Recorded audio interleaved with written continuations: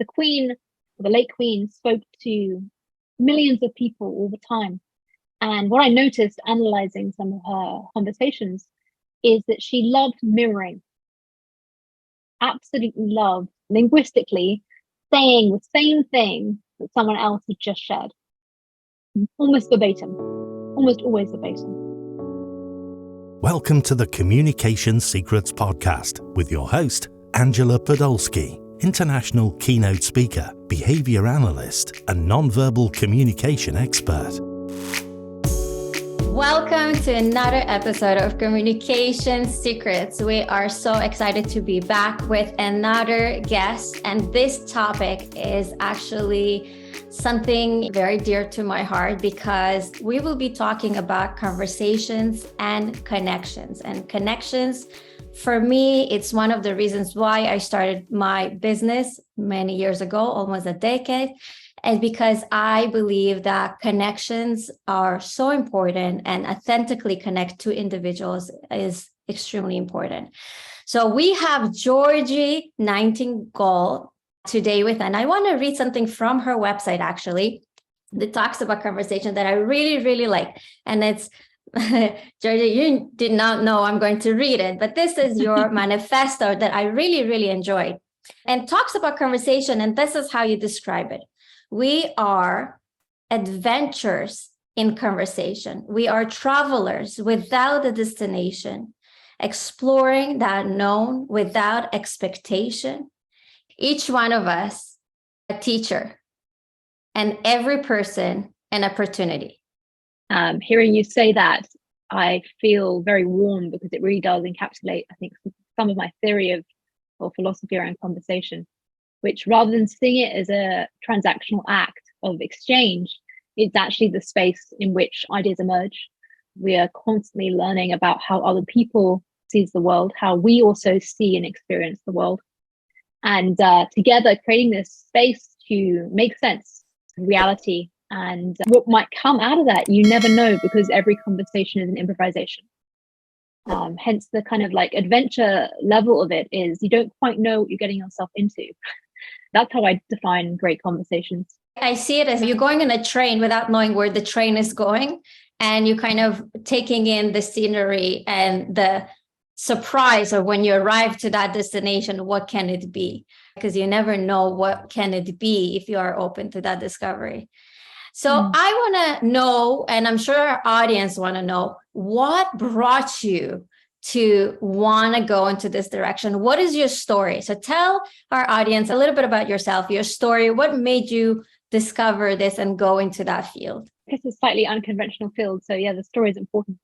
A number of years ago, I was working as a project manager, 2016, and I'd just come out of a master's degree in emotions, credibility, and deception, so covering some psychology and linguistics. It was intellectually fascinating and felt very fulfilled in that space. So I'm doing my job. I really enjoy being a project manager. However, I'm discovering that I feel less satisfied. And I couldn't quite put my finger on what it was at the time. And I realized with some reflection that the quality of my conversations was down. I was having the same conversations on repeat. Most of the conversations with new people began with "what do you do?" followed by me repeating what felt like an elevator pitch, followed by them not really being that interested, and me feeling stereotyped by that label. And then at a home or with friends, the conversations were about work. Again, how was work? And I noticed what wasn't happening was we weren't going to new, interesting places. There's a lack of novelty, a lack of freshness. And because of this, I felt so much less alive and also unsatisfied and unfulfilled by life. I realized that though sometimes this does happen, there will be moments, 2 a.m. at a party, and I'm talking to somebody about the meaning of life, and we've gone really deep, and that felt so great. But I didn't quite know how we got there, and I didn't really like the fact that I'd have to wait another few weeks or whatever it would be that to occur again. So I started to put my inquiry hat on and wonder, what are the circumstances that create conditions for meaningful conversations to happen? Is this a product of the environment? Is it the product of the individuals, or is it a mixture of both? And that question set me on a pretty long journey playing around with experiments and to reading research and trying out lots of different techniques. And I'm still going. Yeah, that's great. This topic, I think, is so valuable because we all need and want meaningful relationships. But without having meaningful conversation, you cannot really have meaningful relationships. So you have to understand communication, you have to understand conversation, and it's not on the basic level. So I can relate because most of the time when I have conversations that end up leading to great business or great relationship, they are often not about the weather, and they're often not about the project. They are about what's happening in their personal life, how they're feeling, what's going on, how I experience things. That often leads to a lot more financially or personally or career-wise. And I think it's very important. And I think one of the biggest gaps, and I would love you to talk about it, is that notion of we should stay away from a certain conversations. We should stay away from certain topics.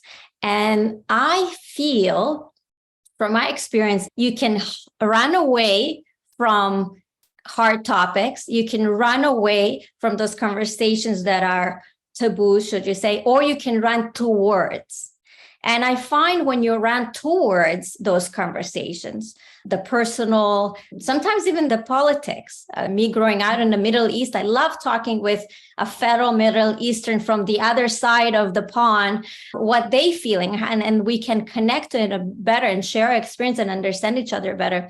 So running towards, from my experience, always served me well. But I would love to hear your thoughts about your experience of certain topics, of talking about them or not. I also really like what you said as well about how relationships are conversation. I always think through that lens as well. It's one conversation after each other. So if you look at the quality of each one, that actually helps dictate the overall quality of the relationships altogether. I am also of the belief that pretty much no topic should be excluded.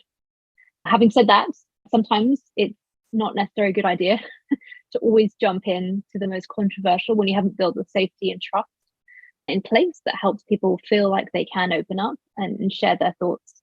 And all of this presumes as well that one will have a mindset of open-mindedness and curiosity. That is the key ingredient, I think, in all of these conversations, is to assume a lack of understanding.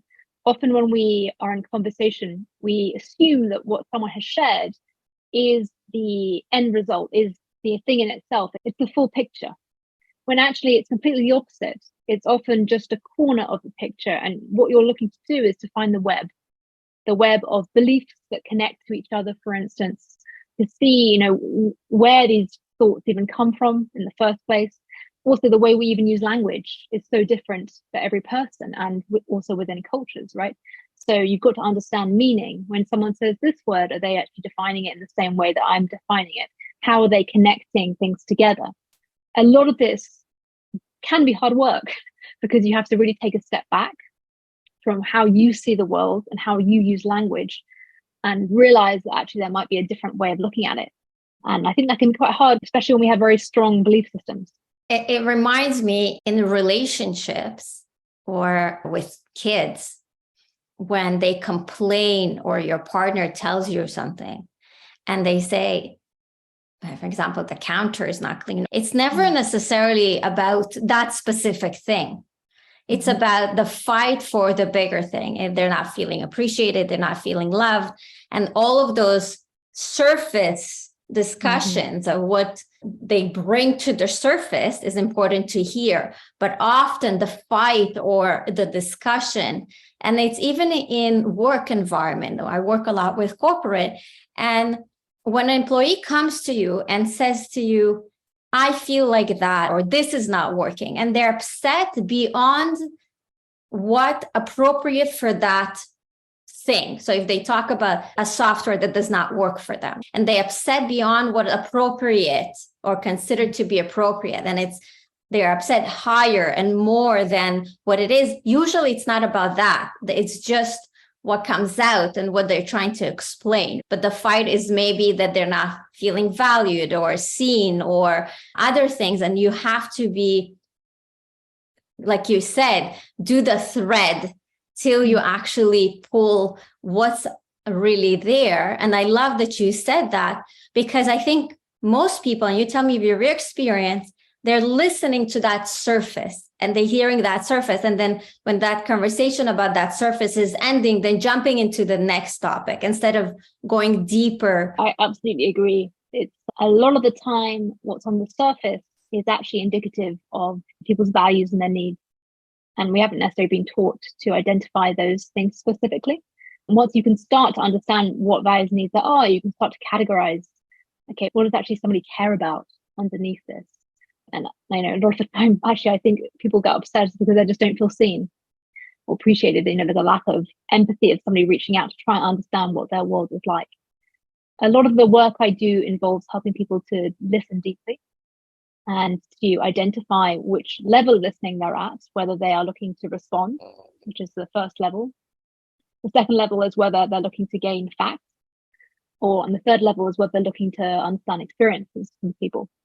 And then even within the third level of experiences, there's so many different categorizations that you can be looking at. You can look at emotions, you can look at activities and currency, things that people enjoy, the values, what's important to them. You can look at beliefs, you can look at drivers and motivations. Once someone realizes that actually there's so many different directions you can go to when someone shares something, it's helpful because there's a clearer framework. I think that's probably what people are missing, is they don't have the concept that actually there's so much more. So what are the tips you have for the audience listening now to be able to first identify where they're at, and then what are the things they can do to maybe go into those deeper conversations? Where should they start? I think the first one to raise is more of to do with our mindset and our biases. I think a lot of people assume that they have to stay on the surface because it is safe and it is appropriate, and that they shouldn't share things about their personal lives, self-disclosure, vulnerability. People aren't interested. There's this thing called the liking gap. People assume that people assume that other people like them less than they think they actually do. So what ends up happening is people follow social scripts. They respond, "How are you? Fine. How was the weekend? Great." And they give almost no information, which then really makes it so hard for the other person because they have nothing to ask you about or to really build on. It's up to them to do the legwork. And a lot of the ease in a conversation is simply providing enough content, enough surface area hook offers, to use a word from improvisation, to help other people give you something back. It's a give and take. You're helping each other. It's not like one person doing all the work. This is a collaboration, the dance, whatever metaphor you want to think of it as. But if we were to provide more content and also more interesting content, then in fact people might become interested and therefore be more willing to ask us more questions. And I mean, this goes down to the basics of when you are being asked about your work, which is actually a big theme, especially in the US and in the UK, not replying with your job title. I know that seems like the scripted response, but instead, for instance, sharing stories about what you got up to at work this week, things that went really well, maybe things that didn't go so well, what excites you about your work, and also sharing some additional factors around what gets you excited in life, other things you're doing outside of work, can actually help create enough momentum to move the conversation on into an interesting place rather than getting stuck in the beginning. So that is one of the first things I would most definitely share with people. What are the sentences or statements that people can start using just to get them on that path, just to get their wheels rolling? We'll start though with questions, because questions are often at the beginning of conversation and they're useful, especially when you're in a transactional situation, you're buying coffee, or you're at a networking event or a social event and you're asking people something about themselves. The first step is noticing what are the questions I tend to ask normally. And then breaking the script and actually realizing, how could I actually tweak this question so it still stays on the theme, but is more interesting? So for instance, when I'm asked, "How are you?" I don't respond with "fine." I actually check in with myself and I give a number out of 10. And that creates sort of intrigue. It's playful, it's fun, it's human, and then people get curious. When I am asked about my work, again, I tell a story. If I'm asking other people questions when I've just first met them, I might ask something which digs into motivation, saying, what made you want to do this? It's a very simple question rather than, where are you from? You can even ask, like, what do you like the most about where you're from? So again, you're getting into something specific around a quality. Not how was your weekend? Maybe, hey, what was the most surprising thing that happened to you on the weekend? So that's the first element of it, is tweaking questions. The second element is the use of statements. And statements are highly underutilized, but they are great conversation starters, because instead of saying to somebody, I want this information from you, which could be forms of take, you're actually giving someone information which they can then build on and do something with. And this is a tool that comes from improvisation, because in improv, you're building a scene, right? You want to create the image together. You're on a bus. Oh, it's a yellow bus and it's got leather seats. And now I can actually start to think of what you're sharing, and I can add layers to it. Oh yeah, it has a double decker. That's true. And it only goes in one direction. It doesn't go backwards. I'm not sure I want to know some of them where they ended. No, I know. Well, I'm sure some of them ended in a really weird places, right? That's right. Well, so that's the extreme version of statements, but we can actually make statements about the here and now, which invites other people to get curious and to also enter into a dialogue with us. You can make statements about yourself, how you're feeling, what you're thinking. I'm feeling very excited right now because I'm talking about a passionate subject that I love. Conversation. I'm deprived of coffee. I'm really addicted. When you're standing next to a coffee machine, for instance. You can talk about other people with statements. Like, you have a really cool colored chair, or amazing haircuts, or you look like where the loos are, toilets. And then you can also make statements about the environment that you share with people. This is a really, really long queue, or too many cheese to choose from in the shops. Or I'm really looking forward to this event. I bet it's more of an I statement, but this event looks cool.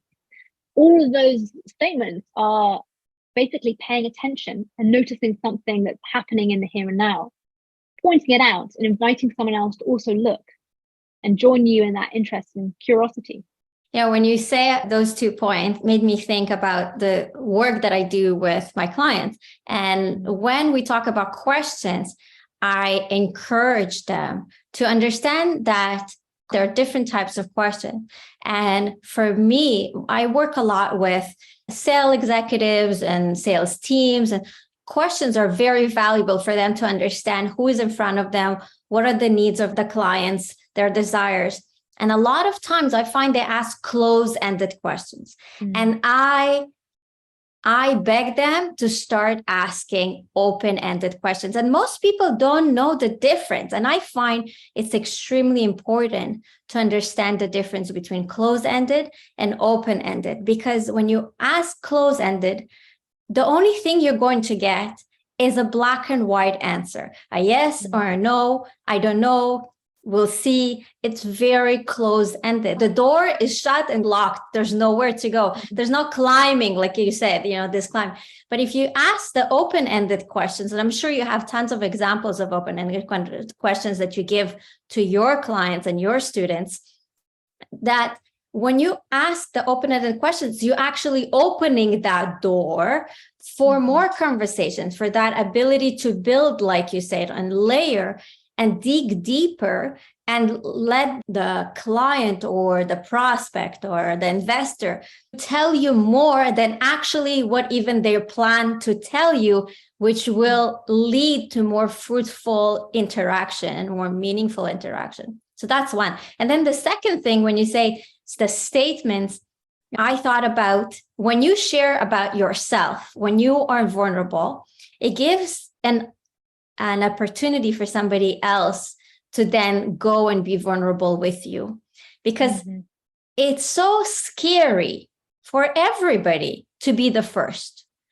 It's so scary to be the first to approach somebody. It can be so scary to be the first to start a conversation, especially if you're not extroverted naturally, right? So be the one that being the first and be the courageous one to open that door, and then allow the other people also then share their feelings. I have a few people that ask me, they say to me, I'm introverted. Angela, I'm always afraid to start a conversation. I don't know what to start it with. I don't know how to go about it. So, Georgie, what are the things they can do? Well, first of all, I think I agree with the points you've made about the open and closedness a lot. I don't think that closed questions are ever really helpful unless you're at the end of a conversation, like the end of a sales conversation. You actually need to close and get clarity. But you want to start open and broad. So that's the most important thing. The second thing I'll add is I really like the point you made about self-disclosure.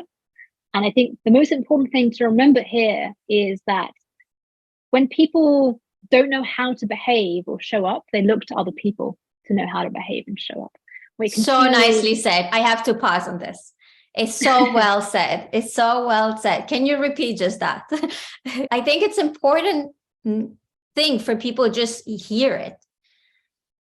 So when people don't know how to behave and look to other people to know how to behave, it is the most fundamental kind of principle, really, because every culture, subculture, every context has different ways of behaving, of showing up. And it's up to us to understand what are the agreed norms in this space. And if you don't know those norms, then you are looking around. You look around for other people and you follow the norms. That's basically how it works. So what often happens in a conversation is you have both parties who don't know the norms. So the key here is generally create the norm that you want other people to follow. So if you want people to be vulnerable in themselves, be vulnerable in yourself first. And as soon as you do that, other people realize, oh, it's safe. That's the kind of thing that's acceptable. It's okay for me to bring in my personal life a little bit. It's okay for me to be messy and human. And they will reciprocate. The power of reciprocity all really comes into effect immediately. And I find this works everywhere. Whenever I'm running a conversation, Zoom or in person with somebody new, when they ask me, how are you, which they almost always do because it's a personal greeting, always share something from my personal life that day. And I won't go for the most perfect thing. I'll go for something slightly messy that allows other people to realize, oh yeah, it's human. And they will pretty much 95% of the time, maybe 99%, will respond back with something from their life as well.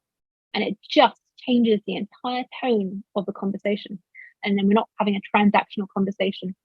There's a different kind of level of energy in the playing field. And so this is like such a powerful thing. So I'm glad you got me to re-say that.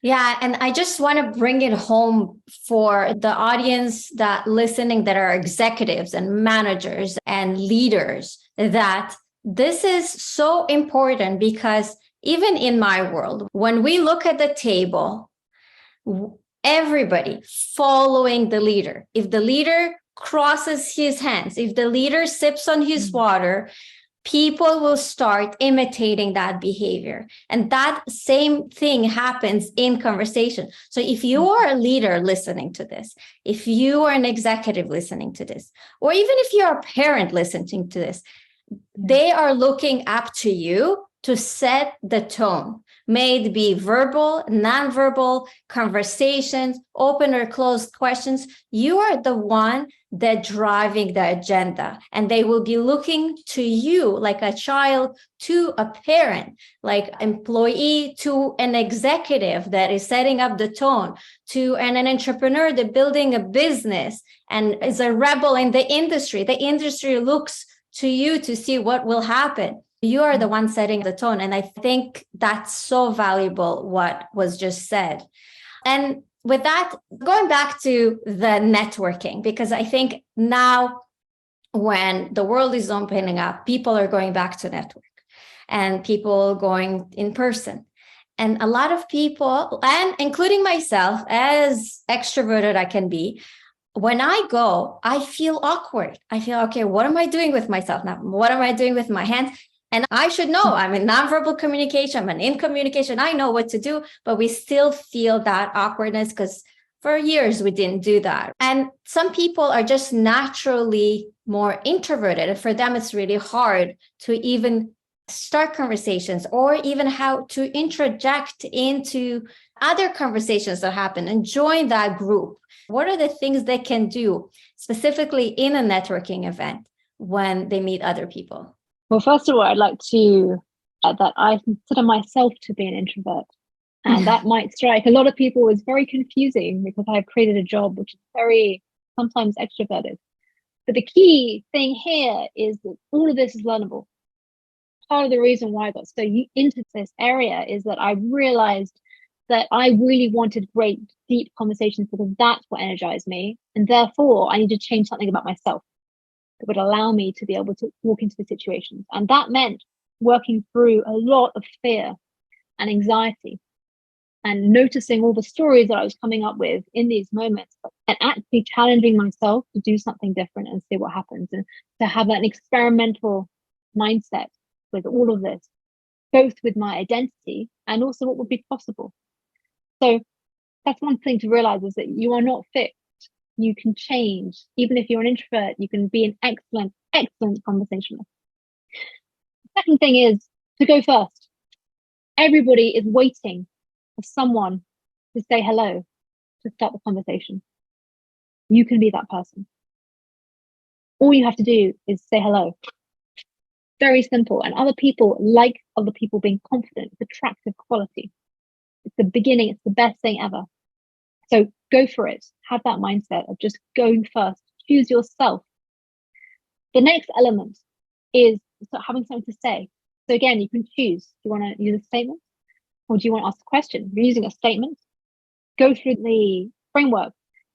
Statement about myself, a person, or the environment. Okay, come up with 5 of each. Whenever I walk into an environment, I look around and I notice.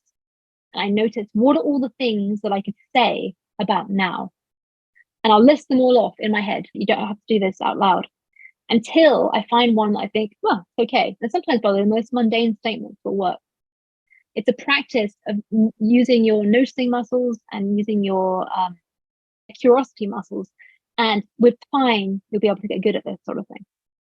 If I want to use a question, I might even think about it before I go to the event.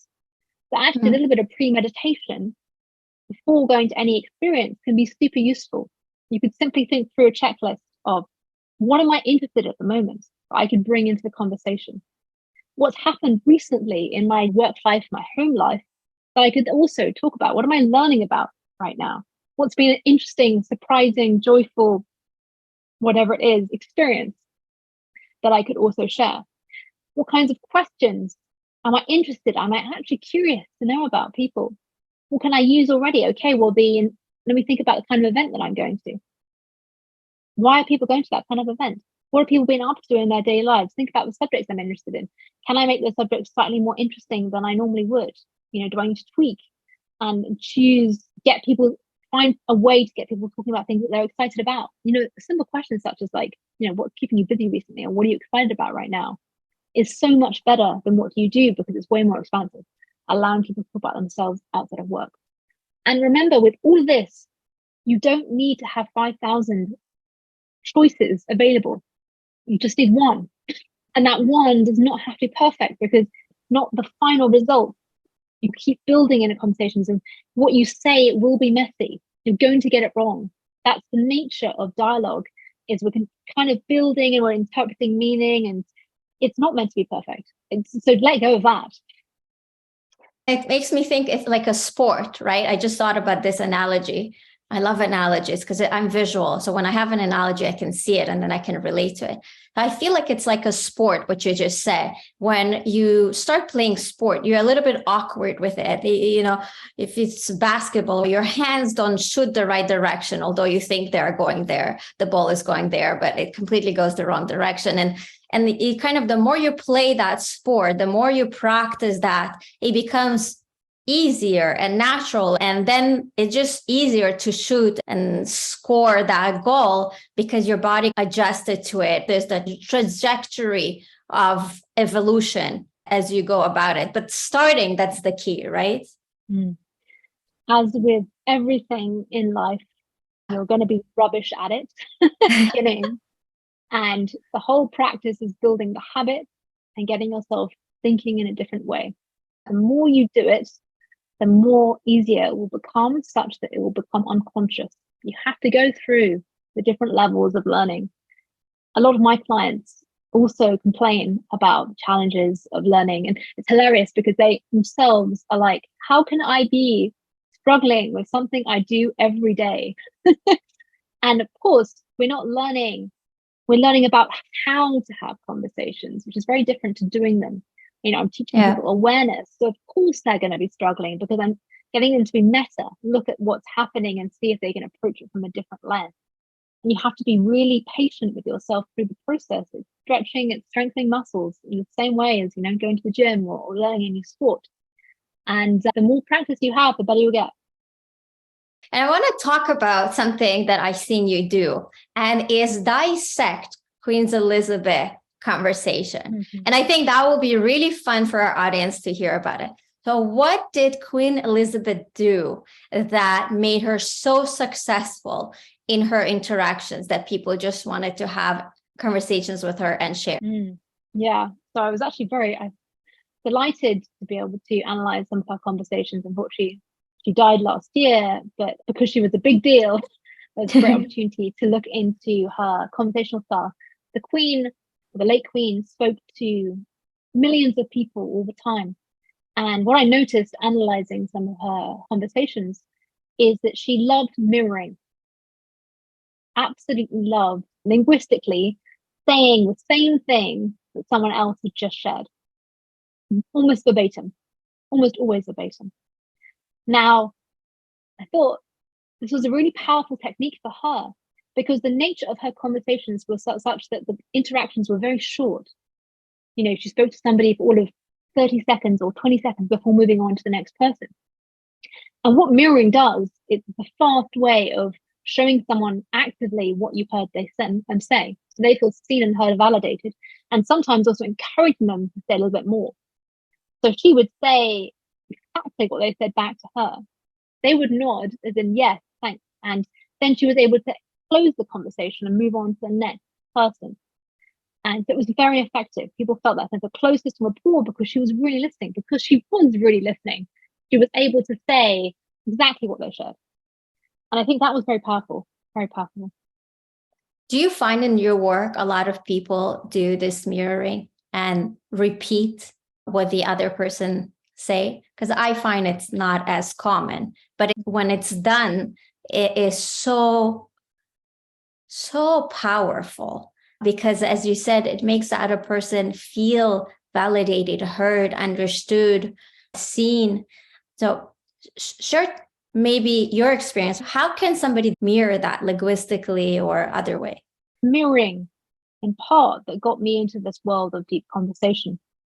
When I started analyzing my own conversations and working out why I was able to go deep so fast, I realized that this is the key tool that I used. I could have almost an entire conversation just literally reflecting back what other people had said. And they would say more. They would say what they meant by that. They would tell me why it's important. They would just simply share more context around the thing. And without me as well having to navigate where we're going, because the questions are taking something in such a direction was, when you reflect back, you actually allow someone to explore what it is they're interested in exploring. It's not very difficult. All you have to do really is choose 1 to 3 words from what somebody has said, ideally the last portion of what they've said, and reflect them back, perhaps with a slightly increased intonation at the back end, which allows people, it kind of sounds almost like a question. It allows people to just say more. Happily do a demo with you, but if required, but I think it's a very simple technique that I have found effect. Yeah, let's do a demo for our audience. So, Georgie, the way I feel today is a little bit gray because the weather outside today in Toronto is very, very gray. I actually had to put 2 lights in front of me to kind of lift up the room so it's more sunny. You feel very gray today. Yeah. And, and that's usually in the winter, we don't get a lot of sun. And that can be great for a few months. But, the winter in Canada, when it lasts really long, it can be a little bit hard on people that sometimes they even have those lamps that give them the sun effect. And they sit under those lamps to give them. Yeah, I know. It's funny. I didn't know that because I didn't grow up in Canada, right? I grew up in a sunny place. But people that live in the countries where there's not a lot of sun and there's a lot of gray, there are actually lamps that imitate the sun so they can feel better and that light that is missing and that vitamin that is missing. The vitamin that's missing. Yeah. So as you see the audience, we can continue going that because what she does, she reflects to me what I'm saying. And sometimes you can reflect more. You can repeat the last sentence for the people. And sometimes you reflect just the last word with an intonation of a question, what will help the person continue sharing and talking. And another point that I was thinking is what we talked about in the beginning, where we said different cultures have different meanings to different words, right? And so when you reflect back to them, especially if you work in an environment where it's multiple cultures, like Canada is bigger than the US, UK, we have many people from different areas. And as Georgie said in the beginning, different words mean different things to those people. So when you reflect that back to them in the work environment or social environment, they can then correct you and say, no, I actually meant this. You may heard one thing, but when you reflect back to them, they say, no, I actually meant that. And then they explain to you that what they meant. And instead of leaving the conversation in a place of, in your head, you assumed one thing and they meant another thing, you actually clarifying things and you getting on the same page, should you say. Anything to add on that, Georgie? I think I'll just agree that I think that the beauty of mirroring is that you will start to understand how people see the world through their own language. I think in conversations, people often go to questions and narrowing down too fast, such that they then miss out. For me, some of the most important parts of conversations is trying to understand how people see the world. And that requires sometimes a little bit more language, because the problem with questions is we make the assumption of what certain terms mean.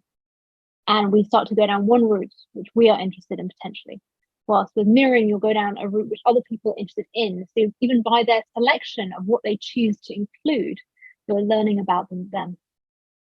Yeah, without judgment, because you can also judge them about what they say and their intonation. But the whole thing is to repeat it and listen and hear. And then in your TED Talk, you talk about holding space. And I think that's the next nugget, should you say, or the next phase to it, right? So can you share with our audience and with me, what does that mean for you, holding space? Holding space is creating a container in which you and I can have a dialogue where someone knows that they're going to be listened to and not interrupted. And I think that container can be such a beautiful and valuable thing, because there's something about being listened to which allows us to actually dig deeper into ourselves, into our thoughts, and come up with novel thoughts, solutions, ideas, etc. We can't do it alone. Actually, being with somebody else has an incredible effect in doing that. Now, you probably think, oh, I'm doing this already, I'm with someone. But when we don't bring our full presence, also our lack of interruption, we're not providing other people with the space for clean and clearer thinking that we could do. Often in dialogue, people are waiting for the person to finish speaking such that they can say what they want to say, rather than actually just holding the space in silence and allowing people to say what they want to say at the pace that they want to say it. I often find that the most deep and real contributions made in conversation are after someone has initially shared something, in that space when you would expect the other partner to start speaking again. What often happens is in a dialogue, you have maybe somebody asking a question or making a statement. The other person responds in a way that is related to what's being shared. But if you give a few seconds extra of space, they will usually share something else that's meaningful to them. Maybe something you haven't even asked them about. Now that can be incredible. That can actually take the conversation in a completely different direction. And the reason that people do that is they feel comfortable. They feel comfortable to go inside themselves, to think, to feel, and see what emerges. And they'll share that if there is a space for it. Is there a certain amount of time that somebody will hold space after the last word have been spoken?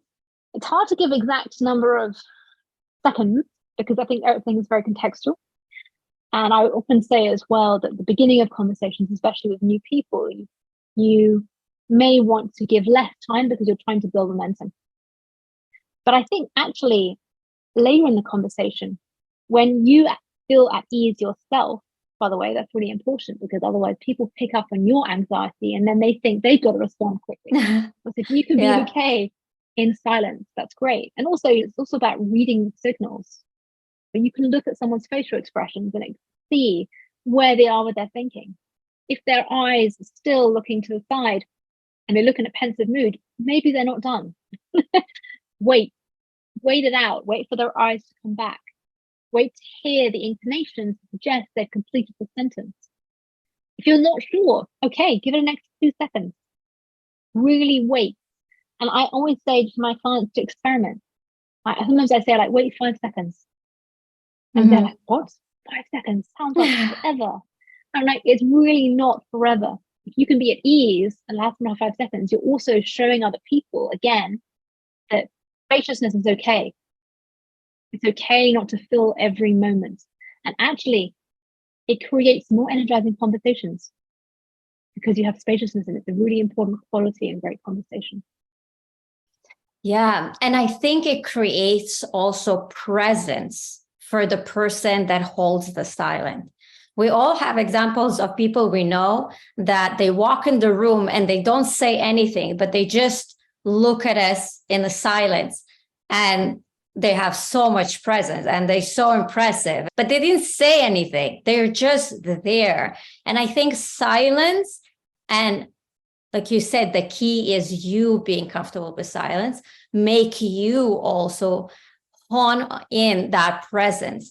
So even practices like, I'm sure you have other tips, but I'm thinking practices like going for dinner with yourself, with no phone, with nothing, sitting somewhere with yourself in silence without thinking. And it's so hard today because we are bombarded with stimulation 24/7, right? And then we got addicted to stimulation. So now we need to get disconnected to be okay with being silent and just being present. I used to go for dinner with myself, just me and the food, and I'll just be there. And I find it helped so much. And sometimes even sitting next to your partner or next to your friend and being silent and getting yourself comfortable with that silent, that you don't have anxiety. They're like, oh my God, I have to fill up the space, makes a huge difference. Do you have tips for how people can get comfortable with being silent?